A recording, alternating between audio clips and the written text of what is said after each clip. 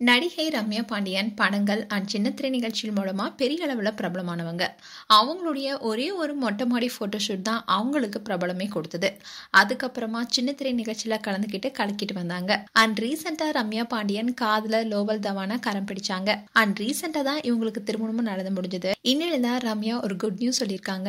அதாவது அவங்களுடைய தம்பிக்கு திருமணம் நடைபெற இருக்கு. திருமணத்துக்கான நலுங்கு ஃபங்க்ஷனும் தொடங்கியிருக்காங்க.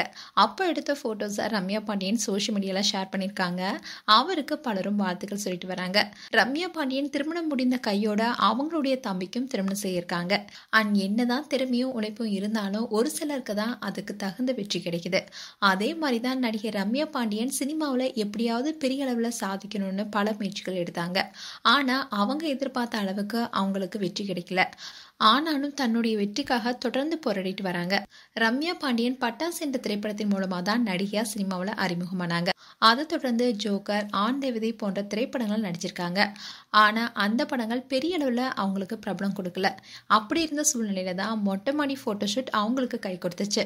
அந்த அளவுக்கு சோஷியல் மீடியால பிரபலமானாங்க. அண்ட் இதை தொடர்ந்து cook with Comali and Bigg Boss மூலமாவும் பிரபலமானாங்க. அப்புறம் படங்கள் நடிச்சாங்க. ஆனா எதிர்பார்த்த அளவுக்கு படம் ஓடல. இந்நிலையில் தான் இவங்களுக்கு திருமணமும் நடந்தது. அண்ட் இப்போ படங்கள் நடிக்கிறதுக்கான பேச்சுவார்த்தை நடந்துட்டு வருவதா சொல்லப்படுது. மேலும் ரம்யா பாண்டியன் குறித்து உங்களுடைய கருத்துக்களை கமெண்ட் செக்ஷன்ல சொல்லுங்க. இது போன்ற வீடியோஸை பார்க்க நியூஸ் தமிழ் கிட்ஸ் சேனலை சப்ஸ்கிரைப் பண்ணுங்க. மறக்காம நோட்டிபிகேஷன் பட்டனை கிளிக் பண்ணுங்க.